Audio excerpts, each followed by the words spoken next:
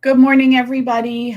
It is Friday, and you've made it through the first week of this crisis here in Canada.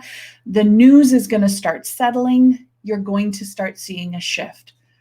I can probably say for certain that I think that it's going to get a little bit scarier before it's going to get better, but it is going to get better. And I want you to look me in the eye and I want you to hear this. You are going to survive this crisis. This crisis will come to an end. Right now, your job is to dig in and start taking care of you. And today we're going to be talking about taking care of the money side of your business, because that is what's top of mind on everybody's to-do list.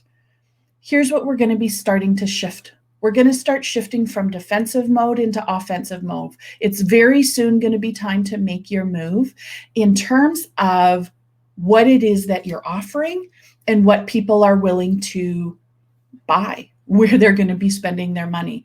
Soon, what we're experiencing is going to become the norm. This is going to be our new reality for the short term, and people will be less in shock and less in that part of their brain that shifts them into fight or flight, where they just freeze and can't do anything. And they're going to start shifting to processing more and thinking more. So you're going to be okay. So today, I am so excited to bring in Wendy, and let me bring her right into the house here. Here we go. Today, we're going to be talking to Wendy Brookhouse from Black Star Wealth. Wendy, I'm going to let you introduce yourself because you do it really well. Oh, well, thank you, Sheila. I'm so excited to be here.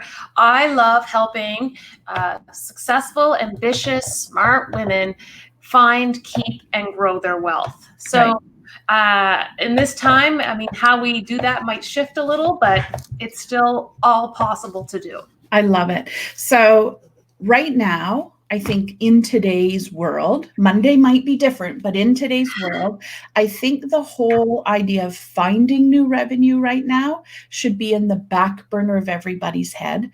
Where I'd love to focus our conversation right now is, what if we don't have that safety net that we're supposed to have? Like, I know you're supposed to have 6 months saved up, and this should be, you're investing every month. The reality is so many entrepreneurs are bootstrapping their businesses. They're going check to check, month by month, and they don't have that bucket. So what can we be doing? First, I want to reiterate what you just said, Sheila, is that you are not alone. Mm-hmm.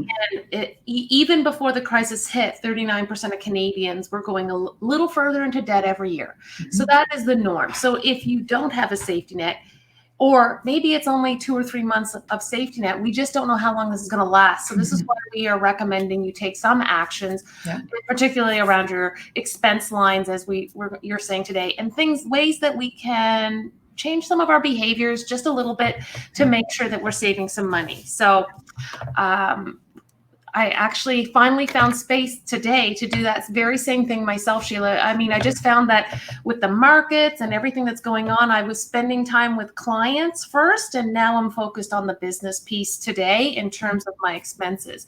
Yeah. So what we did is we actually reviewed every credit card statement we had. Mm-hmm. Look at all our subscriptions. Mm-hmm. And so they creep up on us sometimes, I find. And I find that all of a sudden when I'm going back and going, what is that again? And why do I subscribe to that? And do I really need that right now?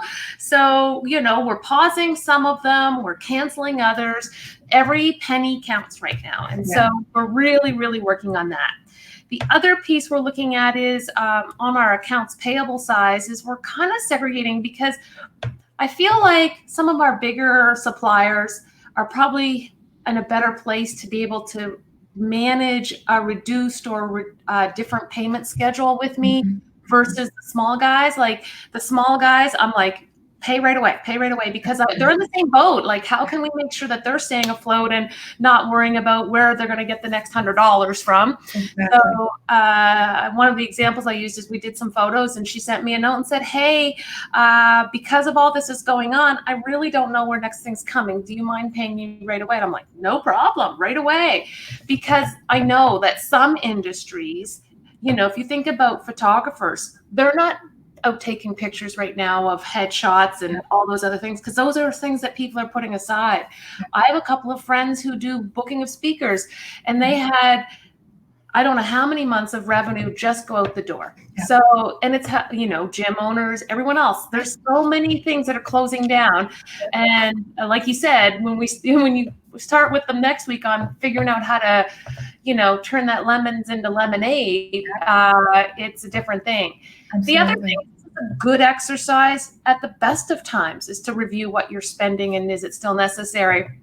I always remember when I did my MBA, I had a prof and I wrote this operations paper. And at the bottom of it, he said, you never see the mud at the bottom of the river when the river is high. Mm. Right? So we're all, the water is low, baby. Yep. So it's a time to take a look at all those things and figure it out. So can I just say something on that? I think the one thing we have to do right now is remain calm and breathe and look at those financials through a very non-judgmental lens, because I think it's really easy right now to go into panic mode and make really bad decisions and pull all your investments. And that's not the way to go right now. We got to go slow and systematic. And so I love what you're saying, like go through your credit card statements, call each credit card provider and fight to get the interest rate down, fight to figure out how to make this, come up with a payment schedule that's going to work for you. Go through all your subscriptions. Which ones do you absolutely need right now? And which ones do you not let go? And if you don't want to let something go, then contact the provider and come up with an alternate plan. Stretch out your payments, add the payments in 2 months, put something on hold for a month or two while things iron out. But help is on the way. Help is on the way, Wendy. It's coming, but we've got to remain calm. The other thing there is, even if you do have any type of a safety net, I do think it's important you do the same exercise, Sheila, because at the end of the day, it's about minimizing the outflow right now so that that safety net you've built, that buffer, can last longer if possible. So that's part of your three sort of trifecta of money. You've got the find, keep, and grow. Yeah. This is us keeping more.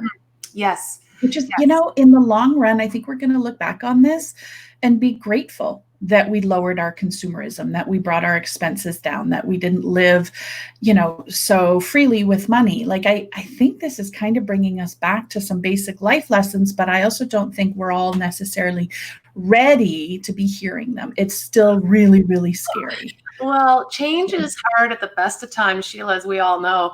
And then if we look at the actual amount of change that's happened in the last week. Yeah. In the last week. I know, it's crazy. Right? Like every day something major has happened that it's either a new program or it's a new whatever. And so I guess that's probably the only reason I'm trying to stay on to the news, is to understand what are the programs available so that we can help amplify and make sure everyone knows about them, Sheila, because this is the time to take advantage of these types of things. We've all paid taxes for years, and this is one of those benefit times that we're going to have to take advantage of. So we talked about the keeping in terms of going through the expenses, figuring out what we need to keep, figuring out what we can pause or let go.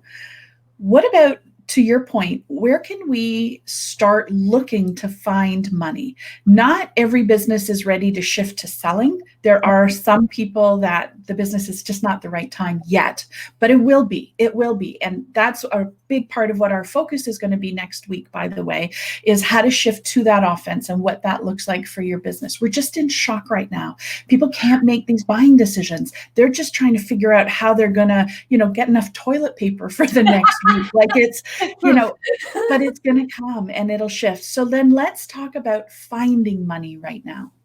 So when it comes to finding money, I think that the other piece to look at is some of these programs, the potentially for us small business owners, the EI for people who haven't been contributing to that, or those types of programs. The other ones being, for example, if you can get interest relief on any of your things, or payment reliefs, because BDC is doing payment relief, but not necessarily interest relief. Right. Let's be watching the BDC closely.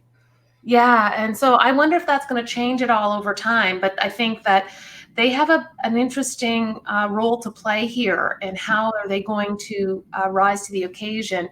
And we have to be patient to some degree too, I think, Sheila, because this is instrumental. This is change for them too. And so to shift them over to thinking, how can I help versus how can I help make sure I still make money is a different mindset. And so they're them, even if we look how far everybody's come in 7 days versus, you know, and I think that our leaders are, I was pleasantly surprised at how much has come out. I mean, even the fact that a lot of the utility companies are saying, you know what, we're never going to cut you off. We're going to work with you and make sure that you know, you're not going to lose essential services, if you will. I think that's important. I do too. I think I've been focusing a lot on business side of things, but I think there's a couple of things we can do personally as well that can help. And I think it's important to have a family meeting about this, particularly if there's a big shift in income, and having a conversation with your family about just being matter of fact. We don't have to scare them, but that things are going to have to change. You know, maybe you're not going to be able to do in-game purchases for a while. So, or, you know, those types of things, so that we're not also having the pressure from our family expecting us to purchase or do certain things because we always did versus this short period of time. And I also think even things like how we cook, Sheila, how we cook, you know, shifting over to like I call it the big dish meal or what have you. If we think, I did this experiment, I talk about it in my latest blog post, but back in the day, I actually compared if I bought 4 chicken breasts versus a turkey, which was essentially the same cost, but I got 5 times the meals out of the turkey. If you went to a chili cost per serving is very inexpensive compared to you know, a normal type of meal. So there's ways we can cut, but they can still be quite yummy. It's just changing a little bit of how we look at things, and getting our cost per serving down can help as well. I agree. So finding budget items within our house, how to cut expenses within our house will help us find money. But also, let's just be a little bit patient with the governments around the world right now, because they are creating these legislations and these changes on the fly. This is unprecedented. They have come from Monday to Friday with entire support programs, financial support programs, which weren't there last Friday, by the way, like in a week. And so there is obviously going to be confusion. There's going to be some uncertainty. There's going to be a need for clarification, but that's going to be coming as they are able to sift through and start making some sense of what's happening in our world. We've got to be patient, and we've got to shift to that place, Wendy, of trusting that we're going to be okay, but not blindly trusting in that, oh, I'm just going to keep going the way that I've been going. It'll be fine. I'll be taken care of. Being very strategic about the actions that we're making. Yeah, exactly. So go ahead. 2 more things is patience as well, like you just said. Because for me, example, I called my bank about my mortgage payment, and I was on hold 3 hours and 27 minutes. And so as a result, but when the person called, I did my best to make her day. I said, oh my God, the hold music is gorgeous. Where can I pick up the album? Do you know what I mean? Like this, like, let's help those people who are helping us have good days. Beautiful. Beautiful. Yeah. And on your investment side, don't stress. Make a call. Make sure you're positioned so that when the market does recover, and it will, it's just a question of when, that you're best positioned to take advantage of it, and then let that all go. Let it go. Do not look at your RSPs. Do not look at your TFSAs. Do not look at your investment accounts, because that will invoke those feelings that put you into a panic mode. And this is where we've got to really be taking care of our brains and feeding it good stuff. The markets will come back. Listen, they're not coming back tomorrow. They're not coming back on Monday, but they're going to slowly creep up as we adjust to this new norm that we're experiencing.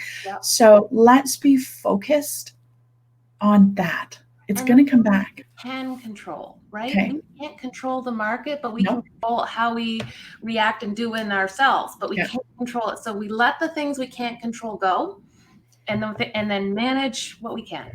And so I feel like when we talk about the grow piece, that's what you're talking about right now is, don't change anything, but make sure that you're in a position for growth once things do start to turn so that it'll be advantageous. Yeah. So can we talk quickly about people who've seen their revenue just disappear? So I'm talking about event planners, professional speakers.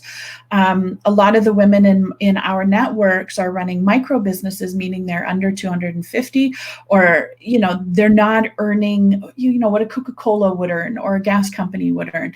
But what they're earning is really valuable to their family, and they're seeing their revenue dry up. They're going to be the first hit.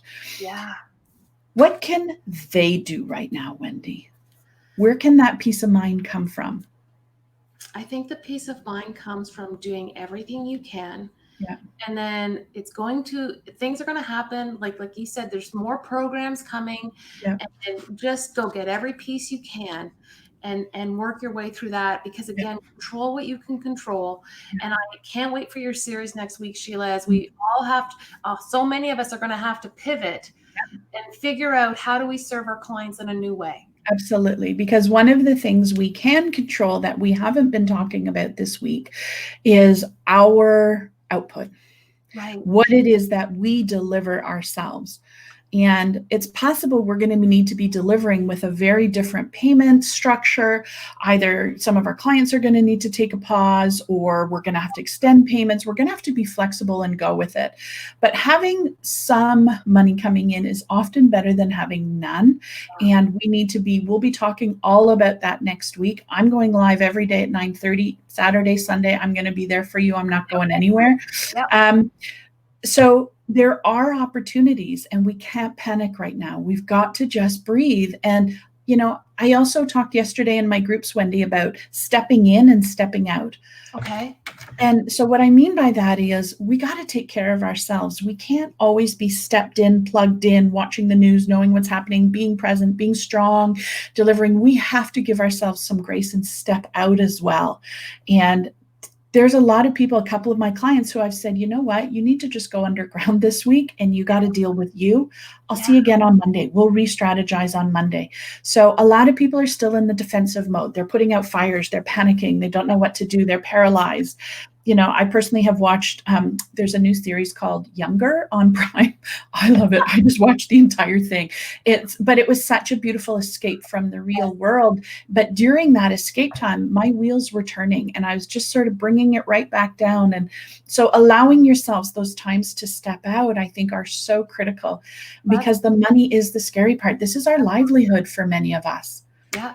But it's going to be, it'll be different, but it will work out. Right. And then I think this is where innovation comes, but innovation comes from a spot of, like you just said, if you can give yourself even one full day this weekend where you don't think about work, you don't think about the virus, you don't think about money, just go and enjoy. Within your four walls, have something fun to enjoy.